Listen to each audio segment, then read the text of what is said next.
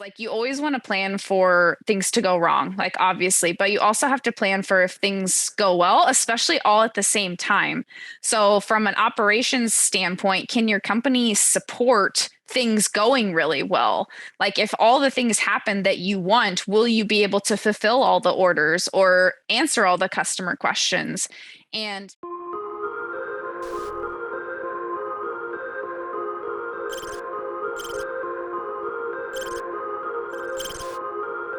Welcome to Summer for Sea Experience. In this show, we'll be covering everything a new entrepreneur needs to know to set up their business and how you can grow and scale your business in the shortest possible time.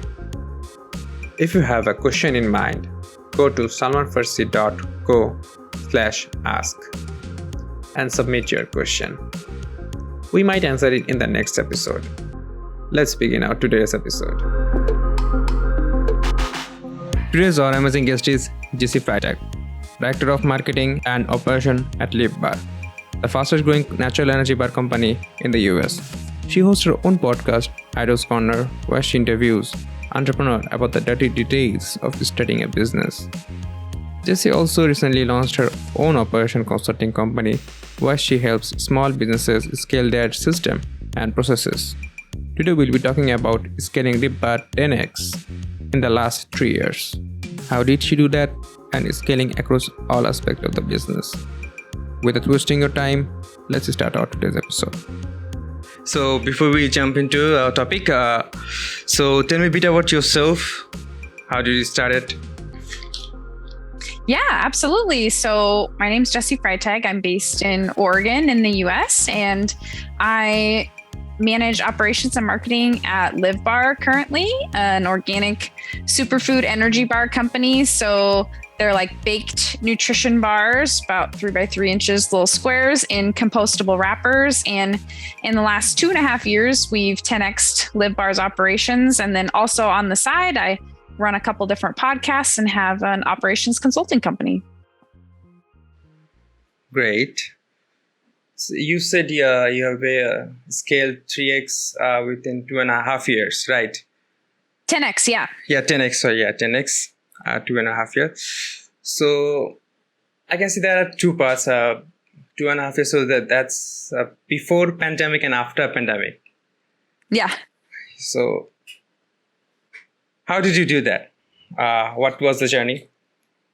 Yeah, absolutely. So when I came over to LivBar and started, the company had been around for about, started in 2012 and I came in 2019. So it was like a local lifestyle company that had done well on Amazon, but was looking to grow nationally. And so myself and 2 other people came on with the goal of taking LivBar national.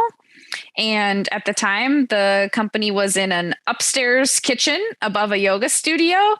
And it was very it was very lifestyle company. They were making bars as they needed to. There was a couple part-time employees, and we came in and the CEO needed to go raise money. And so he said to me, all right, I need you to figure out like the operations and the marketing, like somebody's got to get the mail, somebody's got to pay the employees. Like, I just need you to figure it out and figure out how to make lots of bars. And so I came in and got to know the people that were making the bars, learned about how they were being shipped, started to look at different services to how we could ship the bars better, how we could source ingredients better, and then working with the person we had hired in sales to, all right, what kind of marketing materials do we need to show people that this product can be national? And so we started just getting out there trying to sell and tell grocery stores in the US that they needed this product. It has a compostable wrapper, it's baked, and it's self-manufactured. In the US market for energy bars, about 95% of them are made in big factories,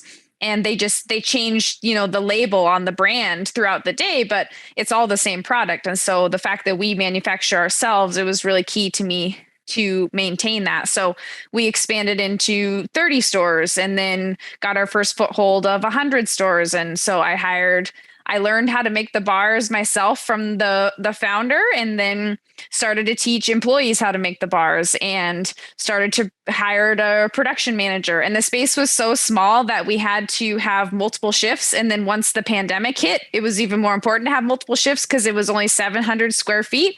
And we're making like hundreds of thousands of bars in this space. And so it was like, all right, this is this employee zone. This is this employee zone. It's because it's just so small, and we had to be safe with everyone. And so we started to get like truckloads into this alleyway where this yoga studio was, and we'd have to bring them up and like try to make it work and break down the pallets. So I would kind of do a job. Like I started doing the shipping and fulfilling to make it work. And then once I figured out enough about how it worked, then I hired someone to help do that. And then, started to look at like how the social media was working, and then hired an agency to help with that. And a lot of my work we've gone through lots of different agencies to help us grow on the marketing side, and then also on the fulfillment side. And then it's been over a year now, we moved into our own 12,000 square foot facility. So that was a big effort of trying to figure out where we're going to move. And then there's lots of different food safety certifications you get. So a lot of my role has been, all right, how do I get the information to the sales team that he can then go out and sell and be able to show customers what LivBar is? And I had to help figure out what all those materials were and get them ready, make sure that we had the bar production to do it. Because if you go out and say, hey, we're ready to go national, then we have to make sure we could actually make the bars. So the first couple of years were really operation focused of could we actually scale our operations? And we were able to figure that out. And then the other piece was getting fundraising and making sure that we have enough results and enough success that we're able to report back to our investors and say, yes, we've been growing enough. And, here's the metrics that we're hitting, and here's how we're growing the company, and with our eyes on an exit in the future. You have mentioned that you have started to 30 to hundreds of stores, opened up to hundreds of stores. So what challenges you have faced so far? Yeah, that's a great question. It's really challenging to get into stores, because something that I discovered early on is that there's all these different people that want their money along the way. Of you initially, to get into a store like say Whole Foods is really popular. So we have to sell to a distributor who then will sell it to Whole Foods. So we have to make sure that we're thinking about, all right, if we want the customer to pay this much on the shelf, we need to sell it to this person for this much so that they make money. And then the next person for this much so they make money. And then sometimes you have to use a broker in the middle to help with your product, and they take a percentage. So one of the biggest challenges is making sure that we built in enough money into the margins. And early on, I think we sold a little too low to some of our distribution partners, and we still have to deal with that challenge today. It's hard to raise your prices later. So that was definitely a challenge. And then the other one is just with the best way that we found to market our particular product is in-store demos, where we have a person cutting up the bar into little slices and handing out pieces for people to try. If people do that, we have like a 52% repurchase rate on Amazon. And we generally, like a demo rep can stand there and sell like 100 bars in an hour. Well, a lot of our big retail launches were planned for March 2020. And then there was no more demos in the store. So it was like, how on earth are we going, like 80% of my marketing budget was all allocated to this thing that I could no longer do. And so having to figure out how to get creative. So it was a combo of deciding to take some of our marketing online and test that with different vendors. And then also I was like, I don't really want to compete with all the news and crazy stuff happening in the world marketing wise. So we're going to take a little pause on marketing and build out our operations and get our manufacturing really solid. And then basically we've been one of the first companies out there in the US back in the demo market. We've worked with our big retail partners about, okay, how can we be safe in our area? How can we, what makes you more comfortable? Can we prepackage the samples in compostable packaging? Can we give out coupons to the customers and then they can just go ring it up at the register? And so we've been out doing about 200 demos a month since June. And we're really one of the only companies doing that. So that was something that it definitely was we definitely took a hit, but I think we figured out how to be like, all right, let's start. The pandemic isn't going away. So how can we start working with our retail partners and figuring out how to get in the store in a safe way and that they're comfortable with? Because they want the extra sales too. Because at the end of the day, it's product that they've already purchased. So they want it to sell through as well. So those are a couple of the biggest challenges. After the pandemic, you move your whole thing to online. So what did you focus on the Yeah. So a lot of our efforts, we focused on Amazon because the brand had been on Amazon previously, and we found that to be successful. So I've gone through about 4 different vendors on the Amazon side. It's something that I've tried to look into getting proficient at, but Amazon it requires a really specific skill set. So we finally found a vendor that was able to help us maximize the advertising dollars there on Amazon. And then we also focused on Facebook and Instagram, there's a lot of food marketing. As most people know, you're targeted with ads on Facebook and Instagram. So we targeted there and tried to get people to our website, and also tried to advertise our retail partners, because when we weren't able to demo, part of the way that we show our partnership to our retail partners like Whole Foods is we say, hey, we're going to do this many demos to support you. Well, if you can't do that. So the other thing we did was, all right, we're going to show on social media that you get an advertisement that says, hey, you can go buy, LivBars are available at Whole Foods. And then we can share that with our partner.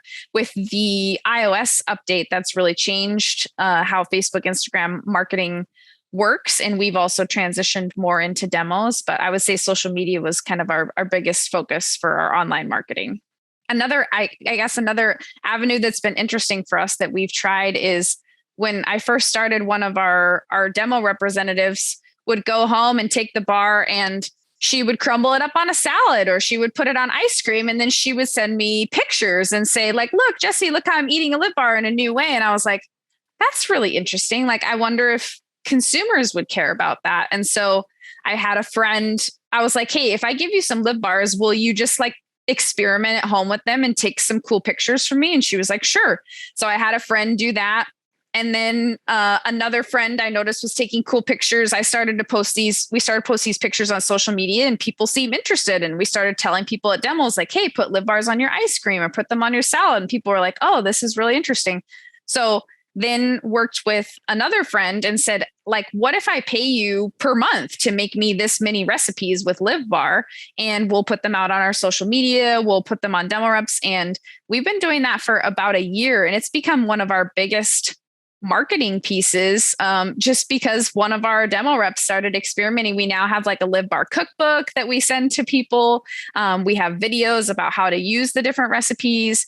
And it's been really popular. And we haven't really seen, there's a few other bar categories do recipe marketing, but we definitely seem to be an early mover in that space. And people seem to really be responsive to that.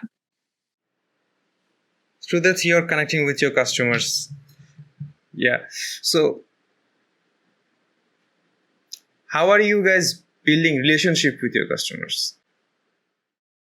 That's a great question. Kind of a couple different ways. So if a customer comes to us through a retailer, like say Whole Foods, then we're hopefully their first relationship touch point is going to be with one of our demo representatives. So we consider our demo team members part of the LivBar team. And so they're up to speed on everything, and they're going to engage with the customer, try to learn about them, find out what's interesting them. So hopefully that's a really positive first engagement. And then as they come back to the store, they should continue to see our representatives there. We also have a program launching where people they'll be signing up for emails at the store when they're there for a demo, and then they'll be getting, exclusive offers or things that are interesting to them. We have a Facebook community of registered dietitians and health professionals that are really interested in why, like, LivBars are made from real food. They're not made from any weird processed ingredients or anything. So we've started this community of people to be able to talk about not just LivBars. We want them to just be able to get together and talk about, what they're eating, how are they managing their health, how are they shopping. Part of how LivBar was founded is because the founder couldn't find a bar on the shelf that she felt like she felt good about eating. So we're trying to create this Facebook group where people can come and join and just talk about what's going on in their lives and how they're trying to find health. So our retail customers are also being invited to those spaces. And then online, we engage with people pretty heavily on the recipe side. Like I mentioned, we have email marketing, and then we just hired a full-time social media manager so that across all our social platforms and our email and our phone, no matter what way you reach out to us, you can talk to an actual person at LivBar. It's a real human every time. And also trying to make resources that are valuable to people. I mean, of course, obviously, when you do marketing, you want it to convert, but also part of the goal of the company is to be authentic and create real places for people to engage with each other. And finding food that isn't fake and isn't like mass manufactured and that tastes good is actually really hard. And because we deal with that problem every day, we might as well share our learnings with our customers. And that's been a big goal of ours. That's interesting. You said you mentioned that you have a Facebook group where people are talking about their health and all the other stuffs. So does that community helping you to sell more to your existing customer?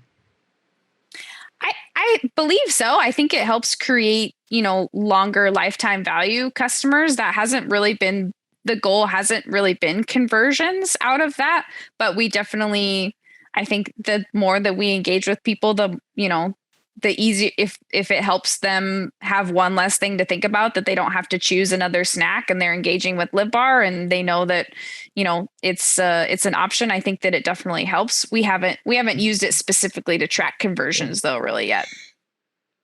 Okay.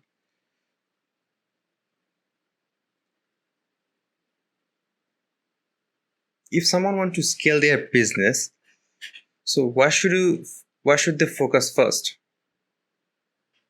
That's a great question. And I think it depends too on your goals of scaling. So if you're very exit focused, like you want to sell your company, and if you're trying to scale from that perspective, I think one of the first things, if you want to kind of pour fuel on in the rocket ship kind of thing and take off at a really high path, either having money, like having a plan for how you're going to fuel that growth. Because it can be great to be like, all right, I'm going to scale my online marketing and start spending $5,000 a month kind of thing. Well, where is that money going to come from? If you haven't done it before, you may have to spend a certain amount of money before it starts to work. So do you have a plan on where that money is going to come from to scale? Are you going to be able to raise it from outside people like an angel investor or a venture capitalist to help you scale? So having the money to scale is definitely a huge piece of the puzzle that being able to solve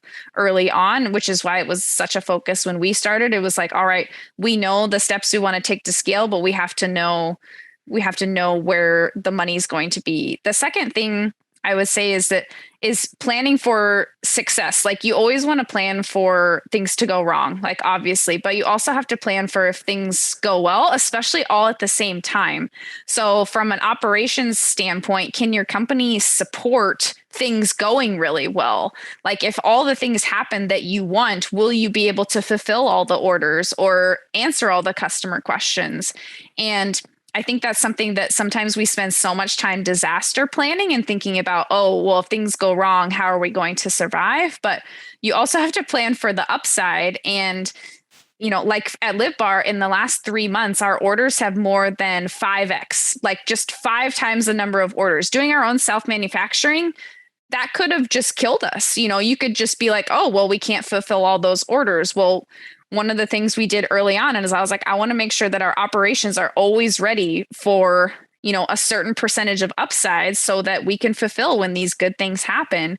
And we've never had to ship something late, at this point. And so planning for those upside moments, like, do you have all the operational pieces in place in your fulfillment, your customer service? Is there anything, like if you're in the food business, like right now, maybe you buy an ingredient like cinnamon in 5 pounds. What if you need to buy it in 300 pounds in 2 months? Do you know who your suppliers are? Like that could take months to set up. It could take months to negotiate contracts. So that's something that if you can try to put those things in place and plan for success, and it can be hard to fight for that because as a small company, you're going to have to convince other people that you're going to win. And you have to believe that and make other people believe it. Like when I try to negotiate a contract for an ingredient as a small company, they're like, why do I want to talk to you? Like, I only talk to people who order by the truckload. And I'm like, right, but I'm going to be ordering by the truckload in 6 months. So you want to talk to me now, or you're going to be missing out on business. And so planning for those things and being able to share your vision with other people so that they can see where you're going. Because it's one thing if you understand how to scale, but you have to make everyone around you understand that you're going to be 10xing and growing so that they believe and that they're willing to, kind of put their hat in the ring with you and be like, all right, we're ready to grow. And some people are going to say no, and that's okay. It's deciding, okay, how do I find the partners that are ready to grow with me so that we can scale together and make it work. And that's one thing that it can be hard to convince other people that you're going to win because not a lot of people do win. Business is hard and most businesses fail. So how do you convince people, all right, no, we're going to win. Here's the plan for how we're going to win. And yes, I have thought through all the different things. And when you show that level of professionalism, you can help get some great partners to come along the way with you. Awesome. So personally, I think that if this thing doesn't work, I'm going to do that. So I have planned failure most. I didn't plan that much. What if it succeed? Mm-hmm. So it's this with me. So what if someone is, what role does marketing plays when someone is planning to sell their business?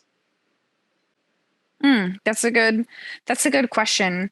When you're planning to sell, definitely some of the things that are looked at are, do you have the marketing in place? Because when someone sells your company, generally they're going to have, or when they buy your company, they're going to have a lot of resources to do the marketing. So they're looking at, have you already created a machine though that's going to continue to essentially make money? So do you have a high converting email list? Do you have a big social media following that's really active? We see questions from investors about like Instagram following, and because they want to see that you have figured out how to make things work. They're going to have the tools to make it really work, but they want to see that you've already figured out how to do those things. So I think showing that you don't have to be the best or the most successful in like every area of marketing, but showing that you've figured out some things like, hey, we have a 4x return on ad spend on Pinterest and we generate this much revenue and here's the trajectory of how it's growing. Or we figured out that Facebook isn't the right place for us to market. So being able to show that you have tried all these different avenues, you've figured out the ones that works and you've maximized the ones that make sense just shows that you know what you're doing and that you know how to grow your business in the CPGs, in the like consumer packaged goods space. Generally for getting sold, a lot of the marketing goes into how many stores do you have. So when you're being acquired, a lot of times they're looking at, all right, are you in 10,000 stores? Are you in 20,000 stores? Of course, there are companies get acquired that have really strong e-com businesses, but a lot of it is they want to see that broad distribution network. So that's a piece of marketing you also want to have figured out well if you're in the makeup or food space is, okay, it's great to grow your online presence, but how do I make sure that I'm getting into these thousands of stores? And how do I make sure that I stay in those stores? Because it's one thing to get on the shelves at Whole Foods. It's another thing to not get kicked off in 6 months. So is your social and email or all your other marketing efforts supporting you being on the shelf and driving traffic to the stores so that you stay there? Or is your marketing targeted at someone else and then your sales on the shelf are going to drop and you're going to get kicked out of the store? Acquirers are going to be looking for, have you figured out how to make sure you stay on the shelves and that the velocity in your sell through on the shelf is continuing to increase at all the stores that you're in?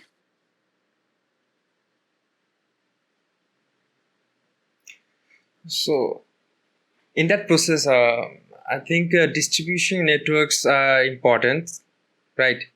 So how can you build with those people? You as a manufacturer, how can you build with retailers and other stuffs? it's really difficult, especially at first, because as a new brand, you'll go to a retailer and you'll say, "Hey, I want to sell at your store," and they're like, "Great, go talk to this distributor." You go to the distributor and you say, "Hey, I want to sell with you so that you can sell to this store," and they're like, "Great, go get into the store, and then we'll distribute for you." So the first couple months at LivBar, it was just like this weird, like, what do we do? Like, everyone just keeps sending us back and forth to the other person. Like, how do we actually get in? And it kind of went back to that, like, that writing that success story for ourselves and showing it to other people to get them to believe of like, all right, like, here's all the reasons we want to be distributed by you. Here's the retailers we get in. Here's the marketing money that a lot of times they want to see. Do you have enough money to invest in them?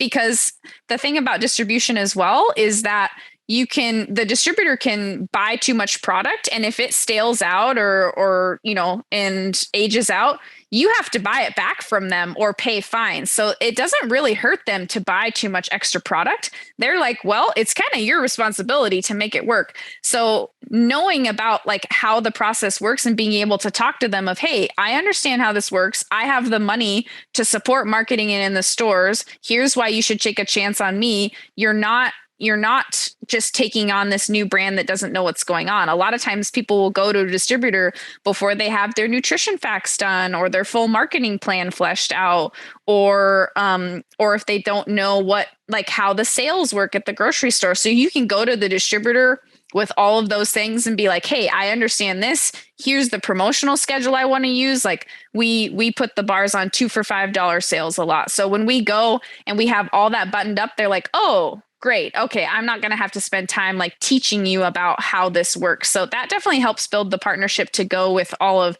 your ducks in a row. And really how we get there, and what I'm a big believer in, is just go talk to other people that have done it before you.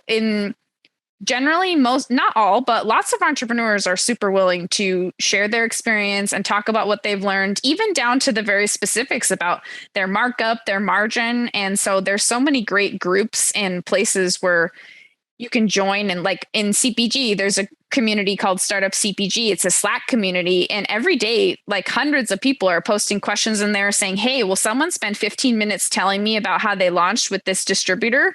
And lots of people will volunteer. And so go ask those specific questions before you go and try to partner with the distributor. Because then when you then you're not asking silly questions to the distributor, and they're going to be like, I don't know if I want to work with some, newbie. If you go, sure, you could be a newbie, but at least you're armed with all this information from these other people that you tapped. And you're like, here's my markup, here's my promo schedule, here we go. And then they're like, oh, cool. Try to make it a no-brainer for them to partner with you, because the average grocery store, at least in the US, has 40,000 different products in it. And most of those are distributed by just a few different distributors. So when you think about what that person's day looks like trying to manage all those things, and when a new brand says, hey, work with me, I could see how you could be like, yeah, I don't know if I want to do that. I already have way too much to do. So you want to make it an easy yes for them. Of, okay, this person understands. It's not going to be a burden for me to add this to the 40,000 literal other things that I'm doing. That's awesome. So how do you deal with your competitors? That's a good question, especially in a space like the bar market is very competitive. Like on Amazon, I think there's 170 other bar companies, like actual companies that sell bars. That's huge. So it's pretty crazy. You have to really think about what is it that makes you different, and what are the things that you're not different on, and like recognizing those. So for us, like we're self-manufactured, so that's a big differentiator, but lots of bar companies aren't. So, and lots of food companies are co-packed. So if you know that, your taste is really similar to a competitor, just know that about yourself and maybe choose something else to market on, or figure out how you're going to differentiate on something else. Like, are you organic though? Or do you have this amazing founding story? Do you have this, is the person buying into this, maybe part of your profits are going to something and the person's buying into that story, but you want to figure out what your differentiators are in the crowded category. Like for us, we're baked, we're self-manufactured, we have a compostable wrapper, we have multiple things that we're able to differentiate on. And then being able to tell people about that in a way that matters to them.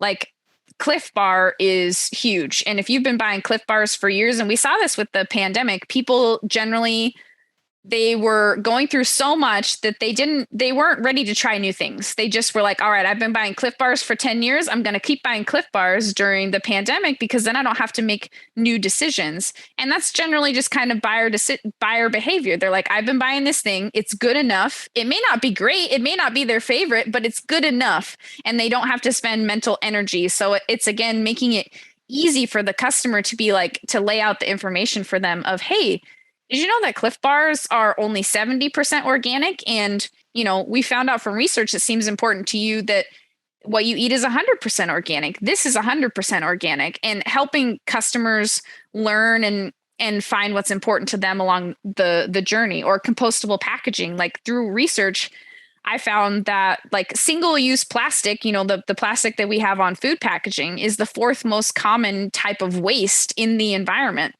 The average person doesn't know that. They're not thinking about that when they buy a bar. So we have to tell them about that so that they know and they can make a more informed decision. And then they can feel better about that when they're making, next time they buy our bar instead of someone else's, they're like, oh, like I feel better about myself because I'm making a good choice for the environment. And so it's helping customers learn about what they need to know to make better decisions, but in a way that makes a difference in their lives. Some customers don't care about the things we differentiate on, and they're not the people we're going to spend time on. But over time, you figure out which customers do care about the same things as you, and figuring out how to educate them. There's a book called Story Brand, and we really try to line up with that, where we're not the hero as the brand. The customer is the hero. We are the person helping them on the journey. So they may have a broader goal of living a healthier life or feeding their family. And LivBar is meant to be one of the pieces and helpers along their journey of here's one way where you're on your hero's journey, that you're making a decision that's good for you. Here's where we can help you. And then you continue on your hero journey, and we're not the hero and we're not the focus. And that can be really hard as a brand to do. Generally, we're taught in marketing about how to talk about you, as the company are, here's how we're awesome. Here's how we're great. Here's how, we're different as a company. And those things are important, but you have to think from the consumer standpoint. They're like, great, I don't care. Like, I have to get up in the morning, go to my job, make it to the next thing. That's what I care about. Everything else is just noise to me. So how do you break it down to the customer so they're like, that actually makes sense. Like, that actually helps me. It makes me feel better about myself. It helps me with my goals, and trying to pivot through that lens. It's a big shift, but it's really helpful in a crowded category to try to think about how to position the customer as the hero. Actually, consumer don't care about that much. When you talk about the environment, they feel they're doing something for the world. Mm-hmm. Yeah. So, what is the organic way to scale a business? Okay. Yeah, organic ways. Great.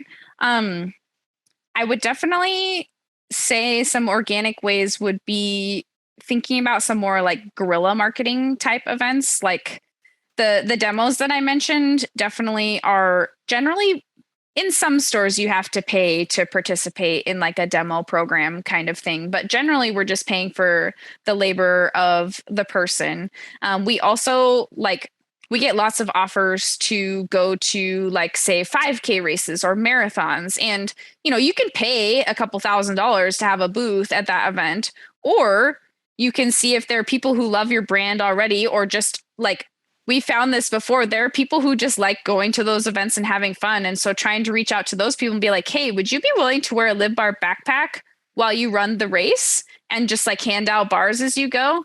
And, not surprisingly, like people were like, oh, hey, sure. So some of those approaches can be a little bit cheaper and more authentic for the customer as well. It's kind of the Red Bull approach where, like Red Bull will just run around handing out things. So we try to take that approach with events. The other one is just giving customers the tools and the knowledge to tell other people about your brand. So, and help them become really big fans. So once they learn about your product and they buy it once and say they like it and they're going to continue in buying it, I have to ask myself, like, am I now enabling them to tell other people about it? Because that's great organic marketing that I don't have to pay for. It happens all on its own and it's completely authentic. Like when we switched over our website, I had to a Shopify platform. I'd had a plugin that was for people writing reviews, and for some reason it got discontinued or whatever, and I hadn't set it up, and I was like, oh, it's fine. And then a couple months later I was like, you know what, we need to be asking customers for reviews, like, and we should get that going. I put that up, and after a couple months we had hundreds of 5-star reviews just pouring in of people taking pictures of the bars and talking about how much they love them. And that was an example to me where I was like, I didn't have to pay anything for this. I just kind of forgot for a moment that I wasn't giving a platform to the customer to talk about the bar. And as soon as I gave them that platform and sent that automated email to them that said, hey, do you want to leave us a review? They immediately started responding. So I try to think about, are there ways where the customer is just kind of waiting for me to give them an opportunity to tell their story and to share their experience? Because generally, if people have a good experience, they want to tell someone else, especially if it's solved a problem that's been hard for them. A lot of people come to us because they are allergic to certain, they're allergic to gluten or soy or something like that. So they're going to want to tell other people that have those allergies. So where are those opportunities? Is it asking them for a review? Is it asking them to engage with us on social media? We also recently started a collective of registered dietitians. So we advertise and say, hey, like if you're a registered dietitian, we want to support you in helping your clients, and we would love for you to learn about LivBar. And if you like what you hear, feel free to share it with your clients, and we'll support you on your journey as well. And we've had people just come to us. The program doesn't cost us anything other than we send them some free products so they can try the bar. And then generally they're just excited, and it gives them another opportunity to be like, hey, look, professionally, I'm a part of this brand's collective. I have free samples I can give to my customers and my clients. So it's value that I'm providing. And then they just end up talking about LivBar and participating in our community. So, what are the ways where people are kind of just waiting for opportunities to share about good things, especially in a world like this right now, where so much of the news is really a bummer and it's really sad? Are there ways as a brand, what I'm thinking is, are there ways as a brand that I can give people opportunities to talk about something fun or talk about something that's not stressful and that they're excited about? And, it's great if it's LivBar, it's great if it's something else. So I think those things are really helpful on the organic marketing side. Oh, and also just making sure, something that we do that I don't see a lot of brands do is press releases. Press releases don't cost you anything. Like you can pay a couple $100 when you issue a press release for it to go to a distribution list, but there are free services that do that too. And it just adds this air of legitimacy to what you're doing to have it be on a news wire. And it doesn't take a lot of work to announce a press release. You don't have to have expanded into all 50 states to write a press release. Your press release can be, I got into these 5 new stores, or, we got this certification or whatever. We aim for about 2 press releases a month. And it's amazing the kind of legitimacy that adds for both raising money to the consumer. They're like, oh yeah, sure, it's on a news wire, but it still doesn't mean that it's not on the business journal websites and all these other places. And then eventually you'll get a hit from an actual media publication being like, hey, I want to write you up. You get written up on that. That's 100% free. You just getting the word out in the news. So that's another really underutilized thing, I would say, is that people don't realize that it can be really cheap to just write your own press releases, write your own news, put it out there. It makes you really authentic. And then if you start getting press pickup, awesome. Then it's just, free marketing for you. Yeah, absolutely. So I have a question. What marketing channel worked for you the most? Definitely the in-person. Whenever we can do in person, the demo events, that's definitely most effective for us, because we can have someone spend 3 to 4 hours at a grocery store. They can sell 100 bars, and you would think when you do an event that you would, you see this bump in the sales. Here's normal sales, we have the event, and then they go back down after the event. What we almost always 100% of the time see is bump, event, and then it stays, and the sales stay for weeks and weeks.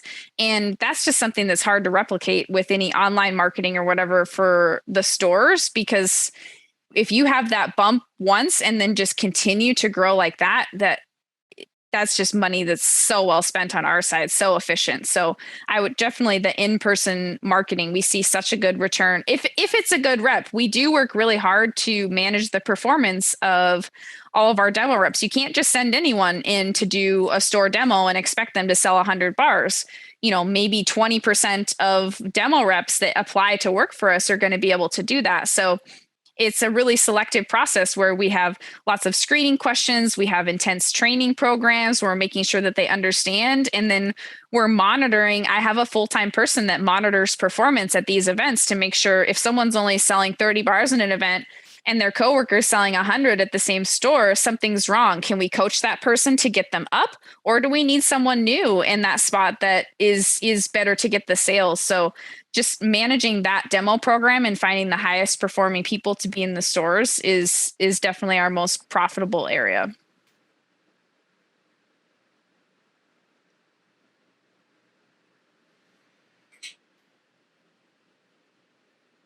How do you understand as a business owner you have to outsource the work? Like deciding when to outsource certain things? Yeah. Yeah, that's a tough one, especially in the beginning when a lot of it was, it was basically me and 2 part-time people for all the operations. It was like, all right, I'm going to need help on something. What things do I hire people for? And what things do I just do myself? And generally I'll try to look at, all right, is there someone that can do it better and cheaper? Or I also try to plan, all right, am I going to need a vendor for this for 6 months to a year? And then I can transition it in-house. So trying to have a plan for like social media, we outsourced for the first 2 years. We outsourced to probably, 6 different vendors over that time. And I was constantly evaluating performance, but I just didn't feel like I had enough work to get the return on a full-time person being in that role. So I continued to evaluate that. And then once it was like, all right, I think in 6 months, I'm going to be ready. We're going to have enough volume where this person can work full time on this. Then I decided to bring it back in-house and flip it over to a full-time position. So part of it is a lot of times as you're growing, you'll have little pieces where you're like, this is like a quarter of a person's job or a half of a person's job. And sometimes you can squish a couple things together and find someone who can do a couple of those things. Like when early on, you kind of have to have some like jack of all trades hires. One of our early key hires, we hired someone, I think I posted the job posting as like operations, administrative assistant, marketing, and sales, just hoping someone would apply. And luckily they did. And we found someone that was able to help with lots of different things. And I was like, all right, this is a quarter of your job. This is a quarter of your job. This is a quarter of your job. This is a quarter of your job. But it's hard to find people like that. And so the other solution is then, all right, can I outsource this little piece, this little piece, this little piece? But also if you outsource too many things, then is somebody internally going to be managing all of those vendors? Because it's not like you can just hire a vendor and just, set it and forget it. Like you have to manage them. So it's a tough question. And it also comes down to what are your strengths as an owner? Like if you're really good at bookkeeping, like you have a bookkeeping background and it only takes you 10 minutes a month, then don't outsource that. Outsource something that's really hard for you or that's really challenging for you. Or if you love, like I met a founder the other day, her company's fairly good size, but she loves doing the social media herself. And so she doesn't outsource that. And I was like, if you love that and you feel like you get life from it and you feel like you engage with the customers and it keeps you close, then yeah, don't outsource that. Outsource something else that doesn't make as much sense to you. Like she doesn't, like her operations pieces, and she has an assistant that she works for that. So it's thinking about what makes sense for you personally. And also how much time is it going to take for you to get up to speed on something? Like I tried to look in it at like, all right, what do it look like for me to run our Amazon advertising? And I spent some time on it, but then I looked at it and I was like, all right, I'm going to have to spend X many more hours for me to become an expert at this. I could be spending those hours doing this instead. So it makes more sense for me to hire someone else in that rather than me trying to figure out how to do it. So there's lots of trade-offs, and it's a tough questions. And sometimes you make the wrong decision. You may choose to outsource something and it just doesn't work. And one of the things that I've had to learn to do is just not be afraid to fire vendors. Like it's not personal. It's everyone's just trying to be the most productive that they can be. If a relationship isn't working out, it probably doesn't feel good for them either to not be performing. Like nobody wants a client that they're not performing for. So cut it off well the moment you notice it's not working, or give them notice when it's not working. If you just let things kind of languish of like, oh, they're doing okay. They're doing about 50% of I want, and that's better than nothing. Yeah, but what about the opportunity cost of if they were doing the other 50%? What if they were doing that whole 100%? How could your business be growing? So thinking about the things that you're losing based on a vendor not performing or just on not doing it.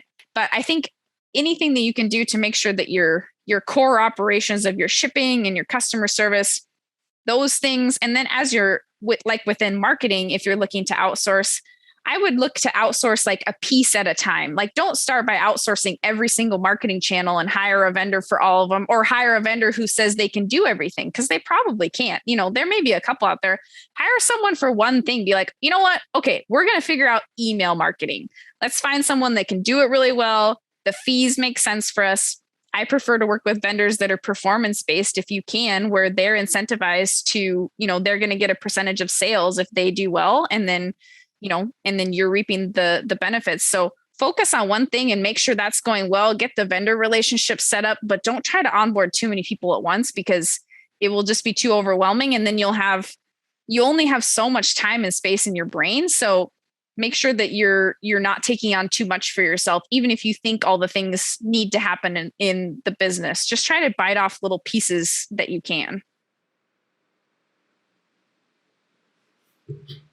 You said a lot of things. So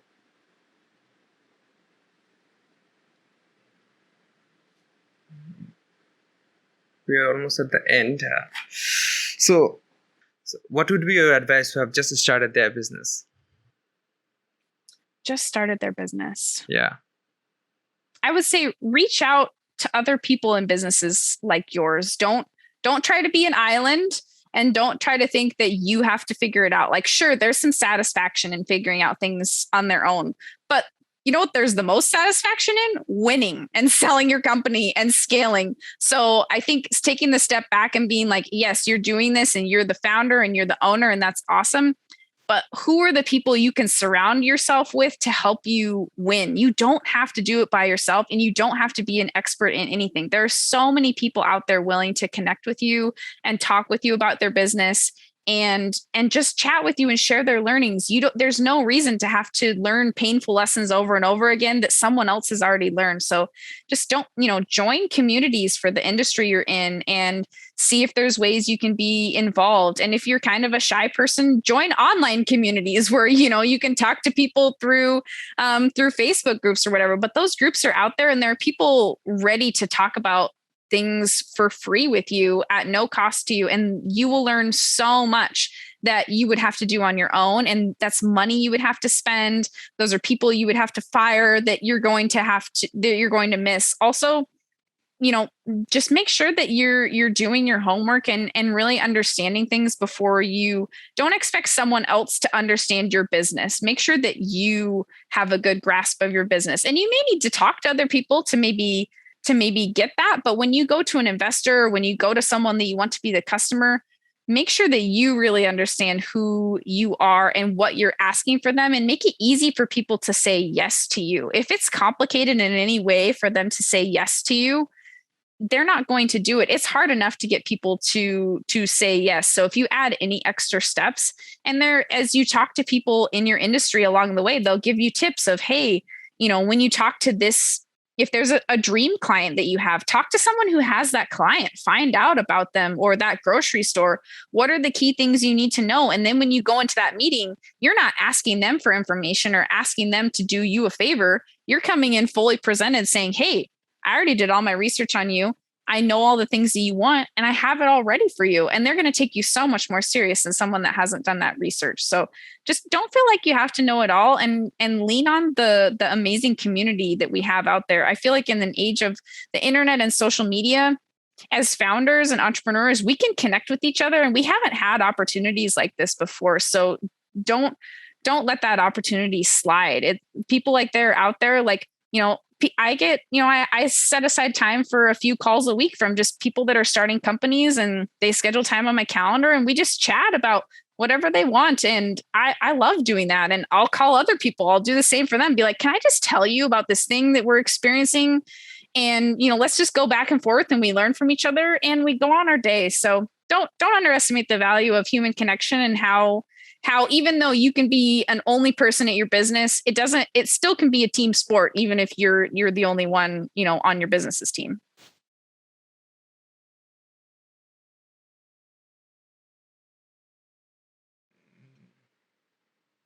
What problems you have faced so far?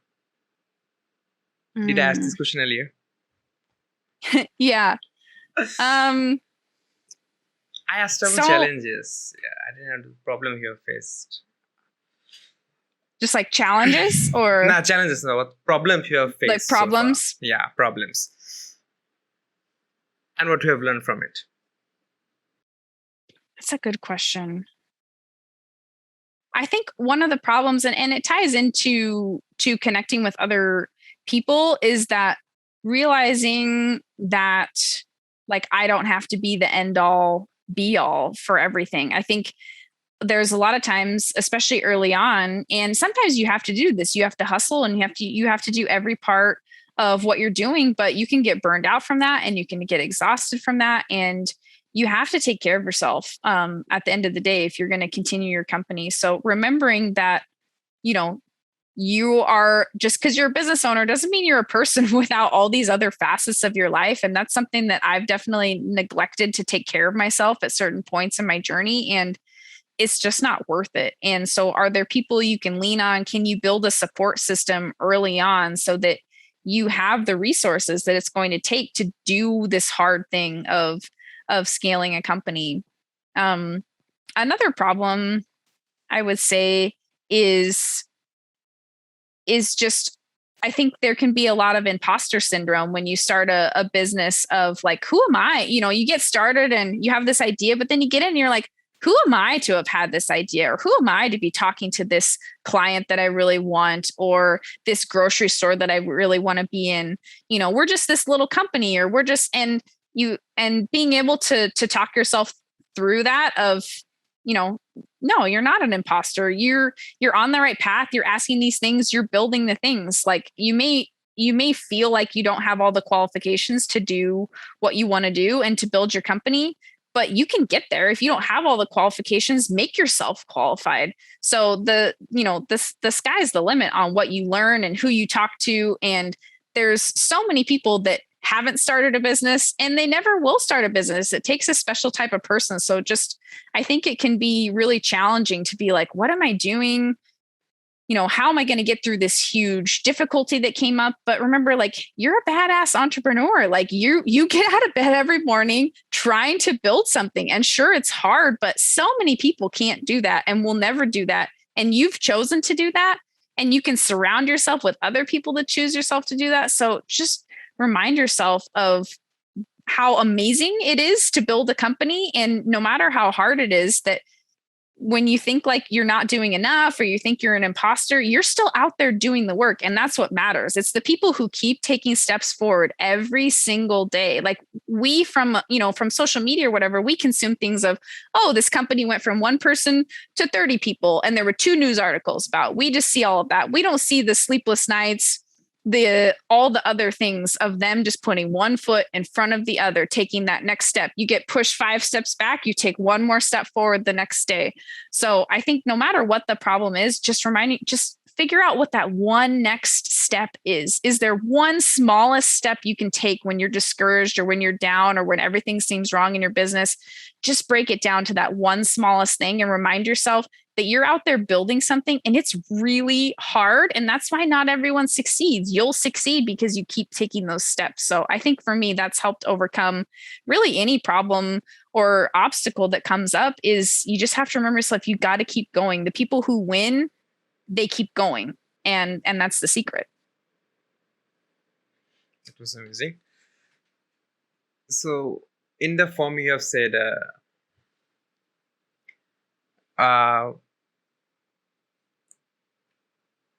you don't have all the answers, but you know someone who does. That actually resonates with me a lot. So I'm working on something similar to that. I'm building a community locally on my country based on the same concepts.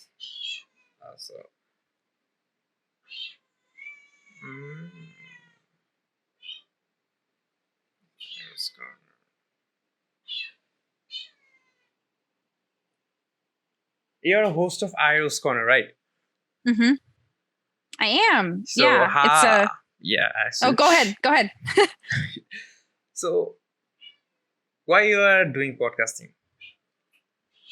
Yeah, it's around March of this year. I was realizing that, like, if it wasn't a pandemic, generally every week I would be out meeting with other entrepreneurs, with just other people in the industry. Like if I meet someone or if I find someone online that I think is fascinating, like I'll just reach out and be like, hey, can we have a call? They don't always say yes. They don't always get back to me, but most of the time they do. And so with the pandemic, I was realizing I was just feeling down. I was feeling uninspired. I was feeling like just kind of like alone in the journey. And I was like, what am I missing? And I was like, I think I miss talking with other people in the industry.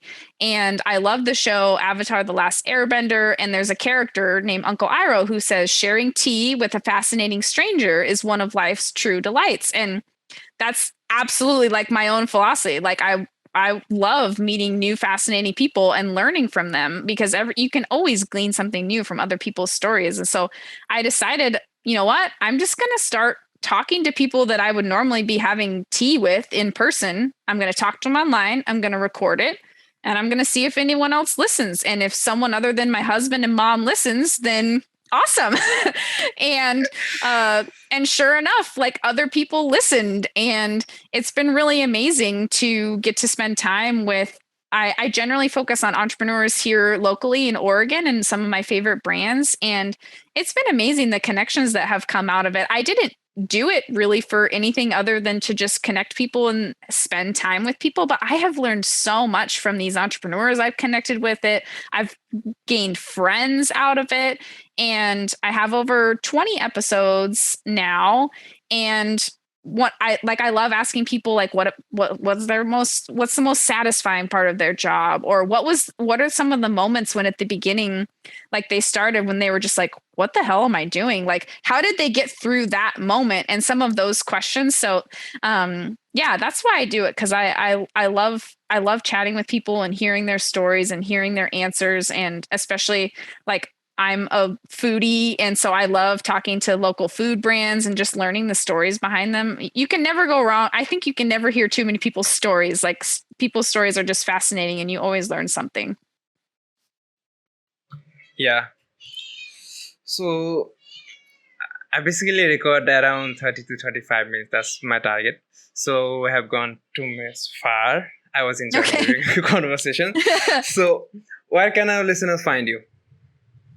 So you can follow my Iroh's Corner podcast on, I'm on Instagram at Iroh's Corner, IROHS.corner. I have a website, irohscorner.com. You can also go to my personal website, which is just jessifreitag.com, and you can connect with me there. I'm also on LinkedIn. So feel free to reach out to me in any method. Email me. You can also reach out to me at LivBar. It's just Jessi at livbar.com. So email me, follow me on social media, visit my website. And if I can help you in any way or engage with you in any way, I love meeting new people and talking to new people. So feel free to follow what I'm doing and send me what you're doing. And, and I'd love to check it out.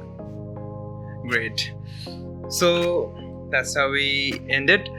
See you in the next episode. Thanks for joining us today. Hit the subscribe button. And if you're listening this on Apple Podcast, please leave a review.